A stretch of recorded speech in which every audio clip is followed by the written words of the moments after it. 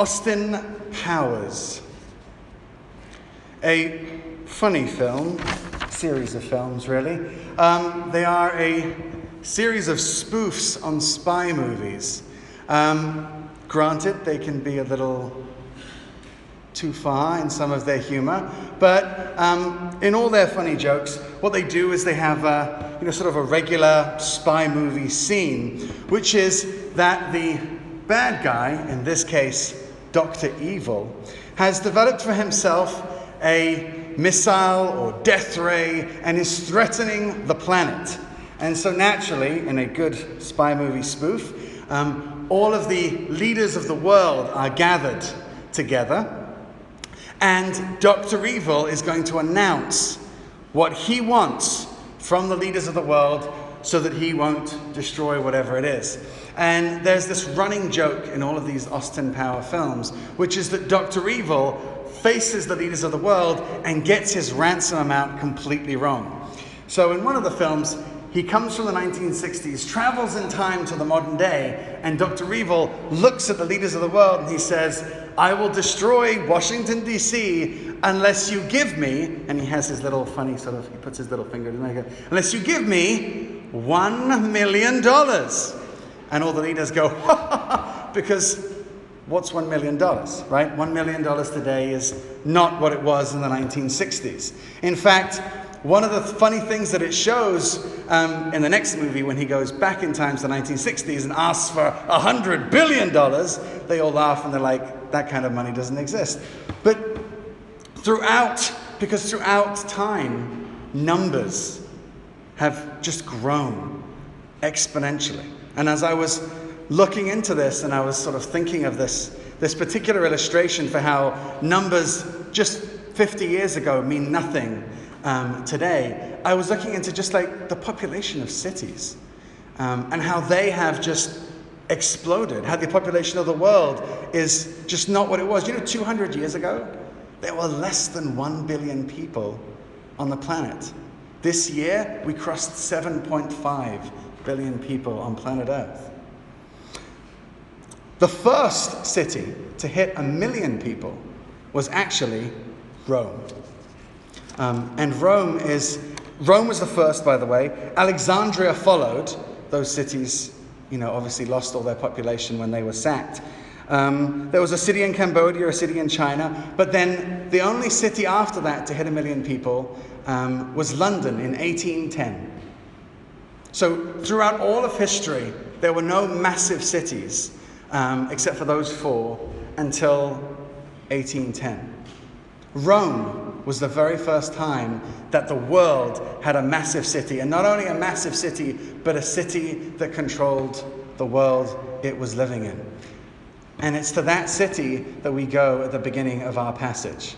It is Rome that is controlling the world. And we begin our passage in Revelation chapter 17. In chapter 17 in Revelation, we have a woman.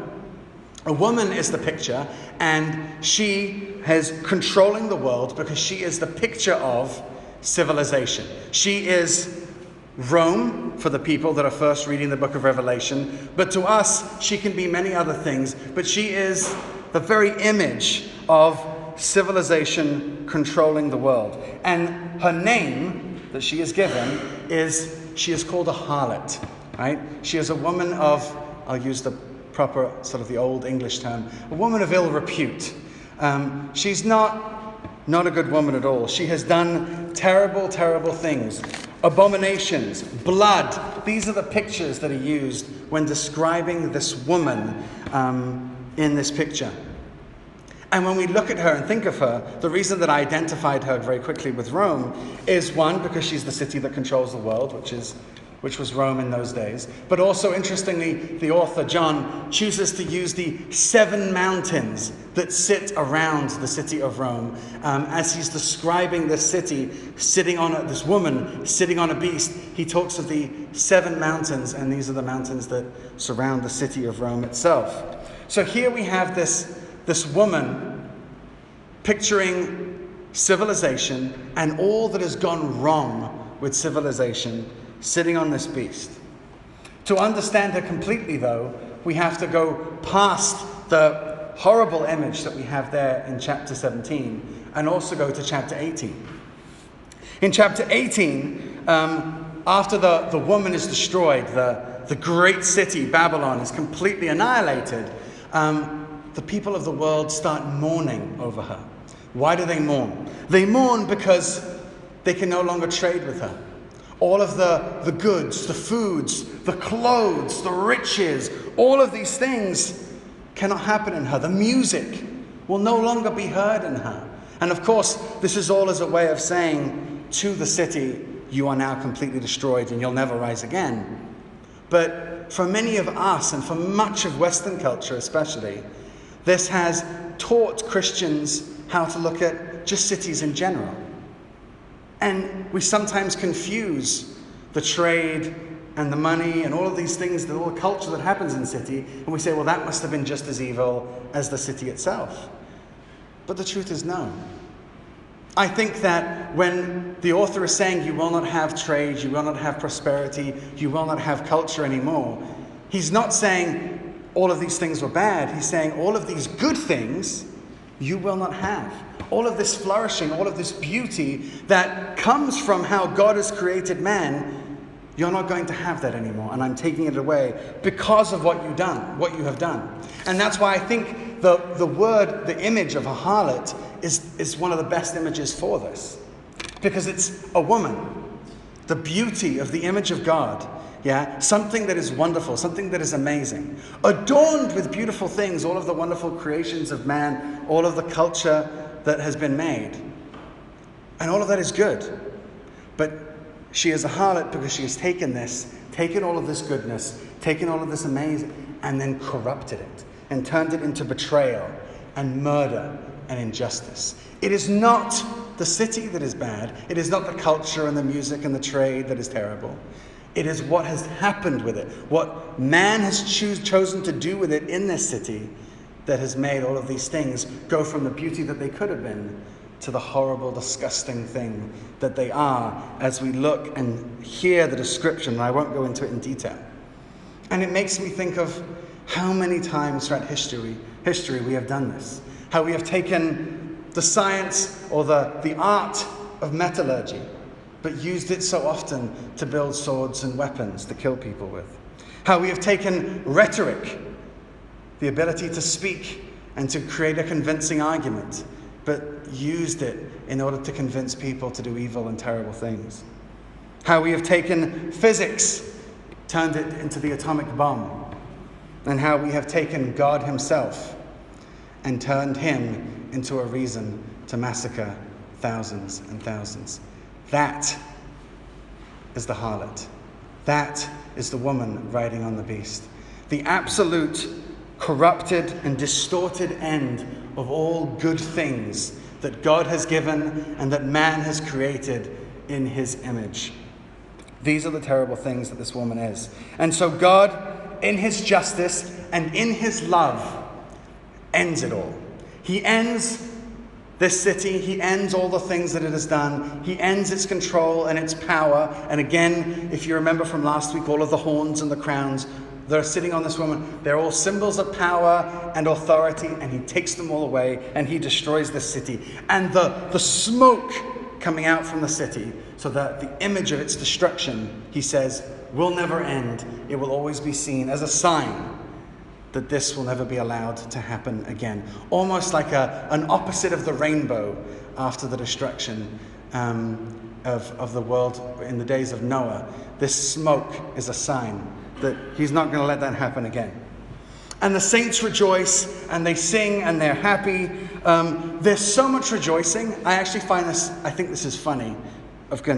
I'm somebody who loves the funny, and I find it a lot in the Bible. I think there's this funny moment. John gets so excited and is so rejoicing, that God's final judgment has come, that the angel that's telling him about it, he all of a sudden starts worshiping the angel.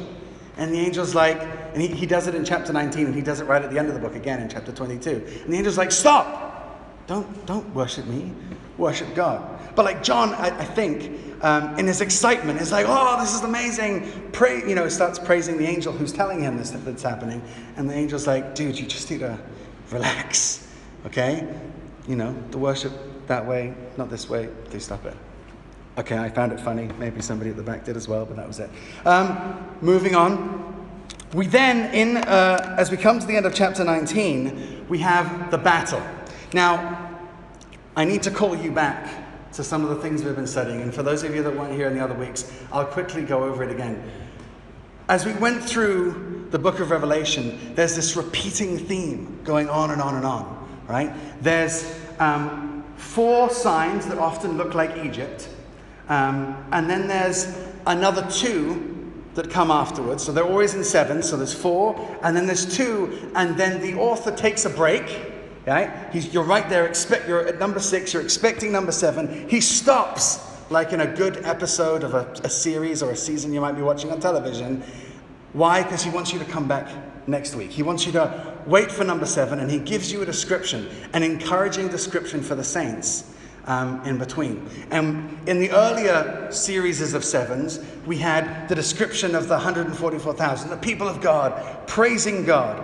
We had descriptions of other praises and songs that would happen in between sign number 6 and sign number 7. And because, John's not incredibly original, he does it again here at the end of the book. He has the battle, right, which is like signs 5 and 6, and he shows up at the battle. You see Jesus marching out of heaven on his horse. He's got his cool tattoo there on his thigh, and he rides out on his horse, and he stands there in front of the armies and defeats them, right? But who does he grab? He only grabs the beast and the false prophet. And naturally, we're all going, but you forgot the dragon, right? There's 3 of them. Why just a bit? Because he's stopping. He grabs the beast, the false prophet. They get thrown into the lake of fire. And then it stops. And you're there at the edge. What about the dragon? What about the dragon? And then he tells us something. He tells us an encouraging story. And this is where, right, I'm going to get into a lot of trouble. Okay? Because this is a particular topic that everyone likes arguing about. It is dun, dun, dun, the millennium. Okay? Now, I'm someone who looks at this and I'm like, he stopped the story and then he gives us an encouraging picture, right? He uses a large number, 1,000 years, right? I think if I was writing it today, I probably would have said a cajillion, jillion, bazillion years, right? 1,000 years, and during this period of time, he's saying the dragon's already been taken down, right? He's saying during this period, Jesus has already been reigning. Jesus is reigning right now. The saints, they've already been reigning. They are reigning right now. It's all under control. It's all good, yeah? You don't have to, because if you're reading this as a person in a persecuted church back in, sort of 2,000 years ago, yeah, you're reading this, you're like, okay, well, all of this judgment, all of this rescue, it's all just going to happen in the future when it's all over. What about today? And that's why he stopped in those earlier series, and that's why he stops here. He says, hang on a second, look at this picture, right? And Jesus is already reigning. And Satan has already been thrown down. We've already heard that earlier on in the book, yeah? Satan's been thrown down. Jesus is king. He is ruling with the saints right there for this whole period of time, whatever 1,000 meant, yeah? And then all of evil is allowed to bubble back up. So that is the image of Satan being then released. All of this image, it all bubbles back up as it has in the earlier series, the earlier, streams of 7, and then Jesus comes and ends it all. And there, at the end of this final description of the judgment, it is finally all over. And as I look back to Deuteronomy, because we've been talking about how Revelation and Deuteronomy go along together, as Deuteronomy being the last book of the 5 books of Moses and Revelation being the last book of the Bible. We see almost they've been sort of transitioning together, but then Deuteronomy almost stands in juxtaposition. That's a funny word, juxtaposition. It means it stands right opposite, facing what the story of Revelation is saying. Because there in Deuteronomy, instead of this encouraging picture, the end of evil, the end of sin, everything is going to be great, Deuteronomy does the opposite. And Moses and Joshua are brought before God, and he sits there with them, and he's like, I mean, if I was Joshua, this would be like the nightmare meeting. I mean, imagine being made a manager or a boss of a new project or of a new building or of a new company, and this thing happening. The owner of the company brings you in and says, just so you know, this company is going to fail. Yeah? It is going to be terrible. You are going to have to fire people. It is going to be a nightmare, and in the end, you're going to go bankrupt. Right? Because that's essentially what God says to Joshua. He's like, you're going to go into the land, and this people are never going to listen. Right? They are going to disobey. They are going to bring every single curse that I have written in this book upon themselves because of the way that they disobey me. This is not going to be good. And this is what he tells Joshua. And then he brings Moses and he says, Moses, I want you to create a witness for these people. I want them to know that this is what they're doing to themselves. And so I want you to create a song. In the ancient world, the way people told things, the way people told stories was songs. Right? And so they had to memorize this song. And that is the song of Moses. And he memorizes this song and gets all the people of Israel to learn this song. Which he, by the way, it says, it's interesting. He said, Moses went out of the tent and wrote it that day. He went and wrote the song in a day. Got everybody to memorize this song so that they would know what they're doing and how they're messing it up as they're messing it up. And this witness for the people of Israel that stands against them, this song. And then there's a final blessing. So Moses goes into like Jacob mode and he blesses all the tribes the way Jacob did at the end of the book of Genesis. And then Moses dies. But it's like this sort of trying to get the people of Israel to listen, but then reality, pragmatism, it's really just not going to go well. It's all going to go bad. Moses then dies. And there's sort of this downward spiral as the 5 books of Moses ends. But the book of Revelation, as I said, does the opposite. As it tells us that the dragon, that sin, this thing that has been dragging us down generation after generation after generation, that got crushed on the cross. That got taken down by the resurrection. And this redeeming of the planet continues, right? And it continues in our lives today. We redeem, we work for God, we see him redeeming, we see him loving people until eventually evil hits its height and God comes down and changes all things. And that's when we come to chapter 21. And again, there's a parallel here. The evil city, the terrible city that controlled the world. And when God comes down, it's not a garden, all right? It's not a garden. It's not us living on clouds with little cherubs and bows and arrows. I've been working on this particular stance. It's none of that. It's a city. He brings a city. And I want to, I forgot my Bible. Can somebody bring me a Bible from back there? I want to read you one of my favorite sections of description about this city. No Bibles to be found? Okay. That's okay, my telephone works. Oh no, you got it there? Thank you very much, brother. Thanks. So one of my favorite descriptions of the city is chapter 21, verses 22 through 27. So that's Revelation 21, verses 22 through 27.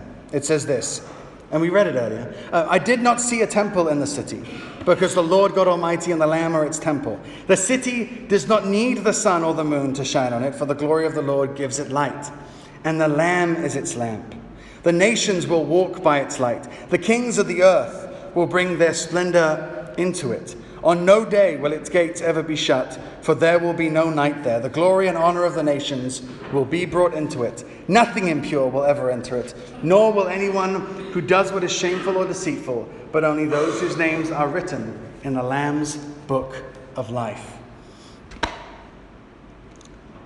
The nations of the world will bring their honor into this city.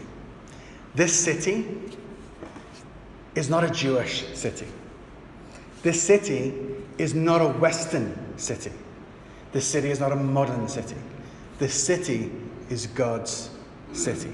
This city will be a place where all nations and all tongues and all peoples and all cultures and all art and all music and all food and all the amazing things that God has done through man, his image on earth, will be brought into one place to glorify God, to glorify him, to glorify this community that will be one and together forever.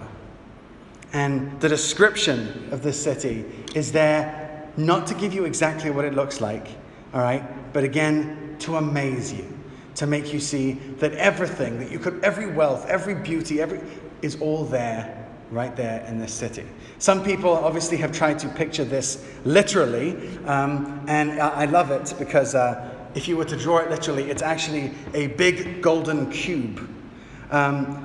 For the Star Trek lovers here in the room, it literally looks like a Borg cube coming down, a big golden Borg cube where we will all be assimilated to the collective, coming down on the earth. But obviously, it's not meant to be literal, right? It's not meant to be 12,000 stadia long.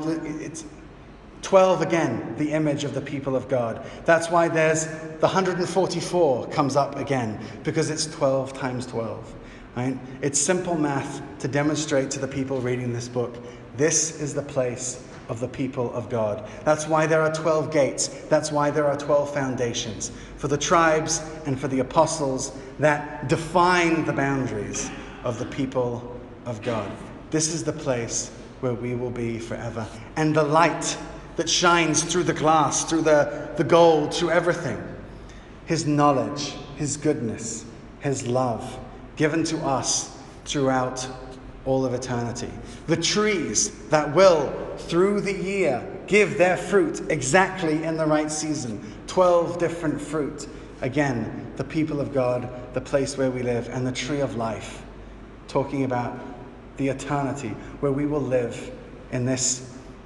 And I like this term used by one of these theologians. He uses this term, life after death.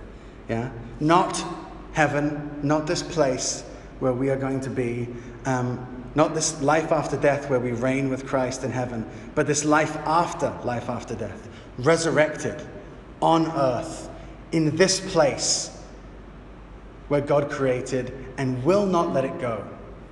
He will not destroy it all. He will redeem it and make it as it is, as it was supposed to be when he first made it. Perfect and beautiful, a place of joy, a place of love. And so why is this important to us? Because, brothers and sisters, one of the ways to live our lives as followers of Jesus is to live with this place, this picture, this image, right here in your hearts. Because God has started the New Jerusalem right now in each one of us.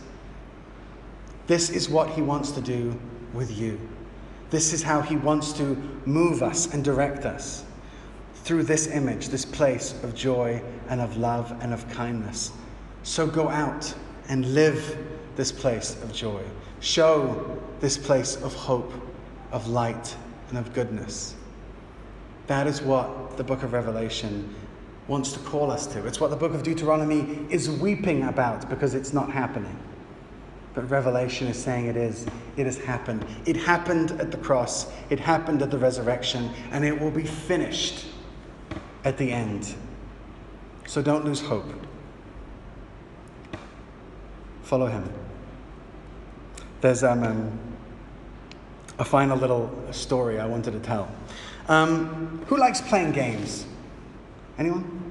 I like playing games. I heard this guy called John Ortberg tell this little story.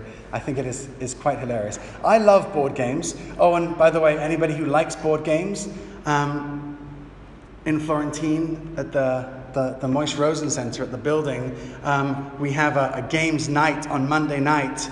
I'm just going to say it's going to be crazy. You should be there. But we're going to have a games night at 7 p.m. over there. And I love playing games. And the games that I like, as a child, I played Risk, I played Scrabble. As I got older, with my kids, I now play Magic the Gathering, Ticket to Ride, Seb loves Catan. These are great games.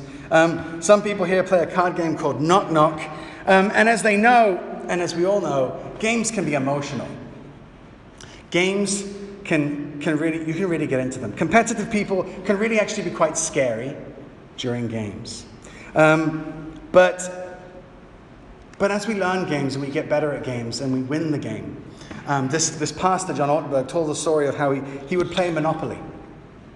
And he would play Monopoly with his grandma. And his grandma, he said, was a ruthless Monopoly player. I mean, she would destroy. And, this loving, nice grandma that cared for him and would absolutely annihilate him during Monopoly. And that he learned as he got older what she was doing. She was just like buying everything and taking over the board, and eventually would squeeze whoever was playing with her out and take all their money, and they would just weep. And he said that as he got older, he learnt the system that his grandma was using. And he remembers the day when he would sat with his grandma, played Monopoly, and used her system, and just bought stuff, and then would mortgage his streets, and buy more, and eventually squeezed his grandma out, and his existence was just justified by the moment when he finally destroyed grandma on the Monopoly table. But he said that his grandma taught him this really important lesson.